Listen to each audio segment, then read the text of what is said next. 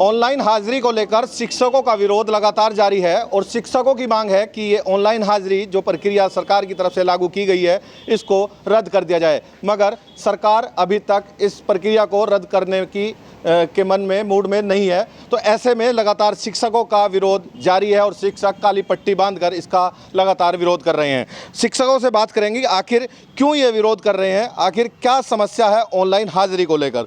आपसे बात करूंगा, ये बताइए कि ऑनलाइन हाजिरी जो प्रक्रिया लागू की गई है उससे आप लोगों को दिक्कत क्या है? हमें दिक्कत उससे कुछ नहीं है। दिक्कत हमारे जो है ये हमारी परिषद ये जो बेसिक शिक्षा परिषद है उस नियमावली में नहीं है।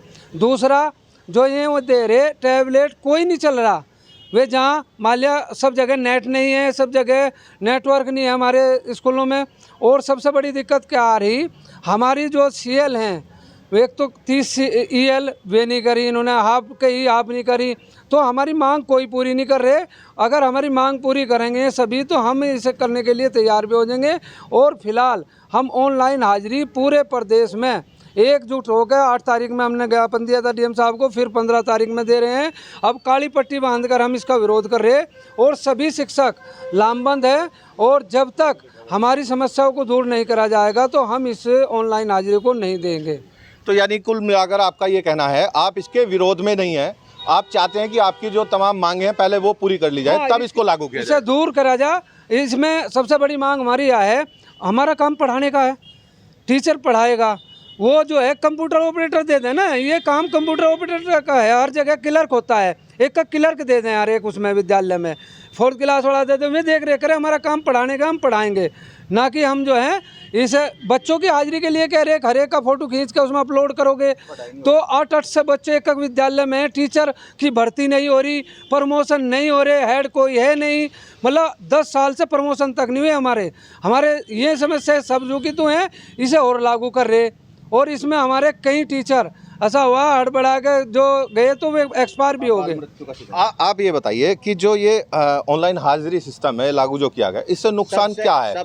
क्योंकि आपको सारी कंट्रोवर्सी एक ही चीज़ में दूर हो जाएगी। रियल फैक्ट तो ये है कि अब देखो सर्वर की भी प्रॉब्लम है, वो एक्चुअल है, कहीं भी जाके जांच कर लें उसकी ऑथेंटिक, भाई कहीं सर्वर आ जाए नहीं आ जाए। अब मान लिया कंप्यूटर का मामला, मशीन का मामला, एडमिन इसका लखनऊ बैठा, इसमें कोई चीज़ मान लिया डाउन होगी, भाई बच्चे का कर दिया वो डिलीट ही नहीं होती। फिर सबसे बड़ी बात ऐसे तो चलने की नहीं, हैंग हो जाएगी, इसकी कैपेसिटी इतनी थोड़ा है। और सबसे बड़ी बात अगर गवर्नमेंट को यही चीज़ करनी, हम सब इसके लिए तैयार हैं। आवासीय टीचरों का जैसे पुलिस क्वार्टर दे रही, पुलिस वाले 24 घंटे की ड्यूटी कर रहे, हम कह रहे हैं कि हम 24 घंटे की ड्यूटी करेंगे, हमें आवास दे दो बना के, इससे हमारे अध्यापकों की जान बच जाएगी। छोटे छोटे बच्चे हैं सबके, मान लिया उनको कौन पालेगा? अब अध्यापक हड़बड़ाहट करेगा, तेजी में चलेगा, क्योंकि एक भय, वो क्या कि दिमाग में जब भय होगा तो मस्तिष्क में जब भय होगा तो नियंत्रण हट जाएगा शरीर से। कुल मिलाकर जो शिक्षकों हमें आवासीय दे दो। सबसे बड़ी बात है कि जैसे सब विभागों में क्वार्टर बन रहे, आप टीचरों का वहीं बना दो, हम ताकि अपना वहीं रह लेंगे, अपना बराबर 24 घंटे वहीं रहेंगे, बराबर नेट से जुड़ जाओ, लखनऊ से खूब दिन रात मॉनिटरिंग करो, हमें कोई दिक्कत नहीं है। कुल मिलाकर जो ये ऑनलाइन हाजिरी लागू की गई है इसका कोई विशेष विरोध नहीं है, लेकिन इनका जैसा कहना है कि ये उस पर लागू होने को तैयार है, मगर इनके द्वारा जो पहले से ही मांगे चल रही हैं वो पहले पूरी कर दी जाए और इसमें कुछ सिस्टम में कुछ दिक्कतें हैं उसको भी सुधार कर लिया जाए तो बेहतर रहेगा।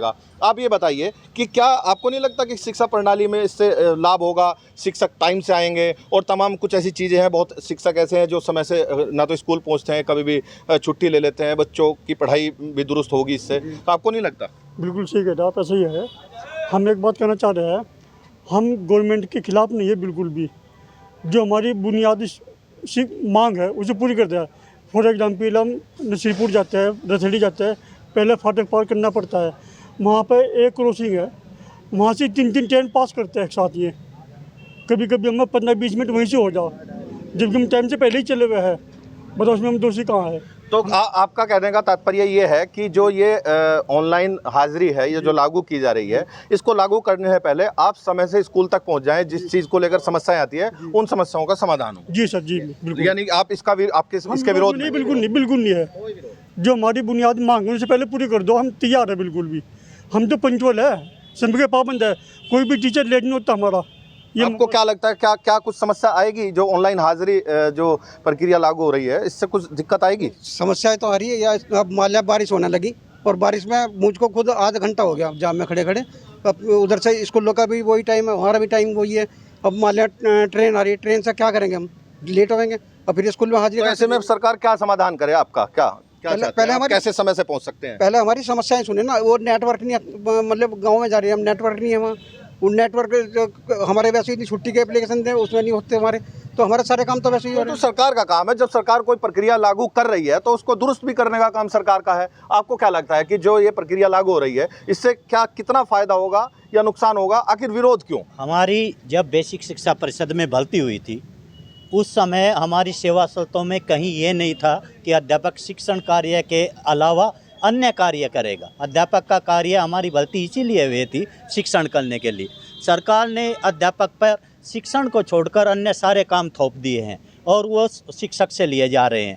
हमारे विद्यालयों में अगर यही काम शिक्षक, जैसे मिड डे मील है, आपका लेखा लेजर है, सारे अन्य कार्य हैं, हाउस होल्ड सर्वे हैं, जनगणना है, इन सारों कार्यों के लिए एक लिपिक दिया जाए, उस लिपिक की अस्थायी नियुक्ति की जाए। हमारे एडिड विद्यालय जो हमारी सरकारी जिनको तनख्वाह देती है वहाँ सरकार ने लिपिक दिया है, कहीं कहीं 3-4 चपरासी दिए हैं, चौकीदार दिया है। इन विद्यालयों में जो अपने विद्यालय सरकार के हैं ये व्यवस्था नहीं की है।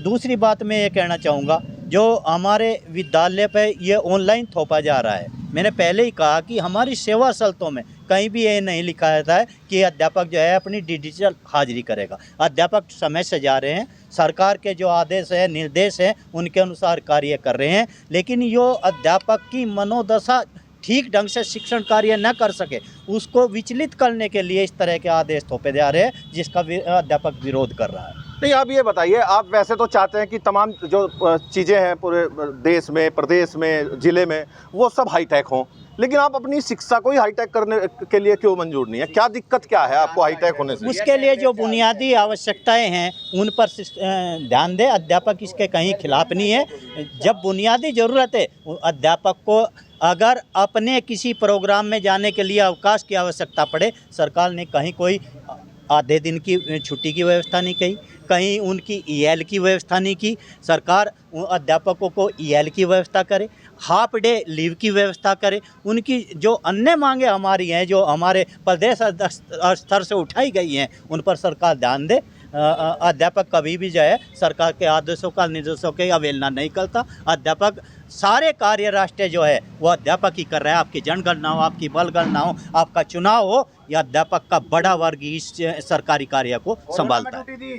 आप बताइए कि आपने जिस प्रकार से कहा बुनियादी समस्याएं दुरुस्त कर ली जाए, सुधार दी जाएं, तब आप इसका विरोध नहीं कर रहे हैं। जब ऐसा है तो ये ऐसी भ्रांति क्यों पैदा है कि आप विरोध कर रहे हैं? आपको अगर मूल कोई समस्या है, कुछ आपकी तरफ से कोई बातें हैं, कोई सरकार से मांगे हैं, उसको भेज दिया जाए ताकि सरकार को ये पता चले कि आप उसका विरोध नहीं कर रहे हैं ऑनलाइन हाजिरी का, बल्कि आपका कहना यह है कि ऑनलाइन हाजिरी करने से पहले आपकी तमाम जो मांगे हैं उनको पूरी कर ली जाए। क्यों आप सरकार से को इस बारे में क्यों नहीं समझा पा रहे? इस बारे में सरकार को हमने जितनी भी हमारी आवश्यकताएं हैं उन सबको जो है हमने सरकार को अवगत करा दिया गया है, पहले से अवगत कराते हुए आ रहे हैं, लेकिन सरकार है कि इस तरफ ध्यान नहीं दे रही है बिल्कुल भी। हमें सबसे पहले ज़रूरत को पूरा करे सरकार, विद्यालयों की जो रिक्वायरमेंट है ना पूरा करे, उसके बाद ही ये कदम उठाए, तब ये ठीक रहेगा। तो आप बताइए कि अभी सब लोगों की बातें सुनी, कुल मिलाकर बात जो मेरे समझ में आ रही है वो ये है कि आप ऑनलाइन हाजिरी का विरोध नहीं कर रहे हैं, बल्कि आपकी कुछ मांगे हैं उसको लागू करने पहले वो मांग पूरी करना चाहते हैं, यही ना? एक एग्जांपल मैं आपके सामने दे रहा, जैसे एजिट हम यहाँ खड़े, यहाँ से शिव चौक की दूरी मान लिया 50 मीटर है। 50 मीटर जाने के लिए आप कितना समय लेंगे? थोड़ी देर ट्रैफिक रुकवा दो, आप वहाँ तक जाने में कितना समय लेंगे? समय लेकिन यहाँ निश्चित नहीं, आप देर में भी चले जाओ कोई दिक्कत नहीं। और अगर समय निश्चित हो तो वही चीज़ अंतर आ गया ना, सरपट दौड़ रहे। अब एक अध्यापक इन्होंने बताया जाम में फंस गया, उसकी तो कोई गलती नहीं। देखिए ये स्वाभाविक चीजें हैं, और सभी लोग नौकरी जो कर रहे हैं वो सड़क मार्ग से ही कर रहे हैं। हाँ। हवाई मार्ग से कभी किसी सरकारी नौकरी के लिए कोई जाता नहीं है। ये तो एक बेवजह की चीजें हैं, मतलब कि जाम कहीं भी लग सकता है, कभी भी लग सकता है, ये अलग अलग विषय है। ये डर है, ये कभी कभी की समस्या हो सकती है, लगातार नियत समस्या नहीं हो सकती। लगातार तो अगर देखो जो फॉल्ट होगा, मैं बताऊं, लगातार तो पूरे प्रदेश में ऐसी कहीं वो नहीं है कि लगातार तो चक निरीक्षण हर महीने में, भाई आपके सेक्रेटरी के भी, गांव के भी लोग हैं, सब चीजें हैं, कोई बर्दाश्त नहीं करता इस चीजों को। अध्यापक गांव के बीच में नौकरी करता है, समाज के बीच में स्कूल जो है शहर में ही नहीं है, सभी स्कूल गांव के दूरस्थ स्थानों में जहां पानी भरे रहते हैं। वहाँ असुविधा कितनी असुविधा होती है ये अध्यापक ही जानता है। मतलब 10 साल से ट्रांसफर नहीं हुए, 50-50 किलोमीटर पे आ रहे हैं लोग। रियल फैक्ट, इसमें कोई कंट्रोवर्सी नहीं। बिल्कुल मैं बता रहा हूँ कि रेजिडेंस मसला है, मैं कह रहा बना दीजिए आप।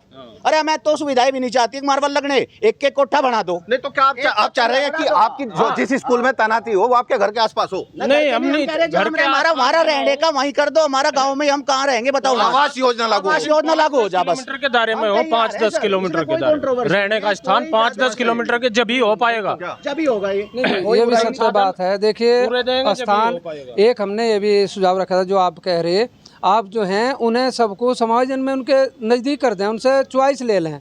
चॉइस लेने के बाद में आधी समस्या दूर हो जाएगी। और ये ऑनलाइन का कोई भी विरोध नहीं कर रहा।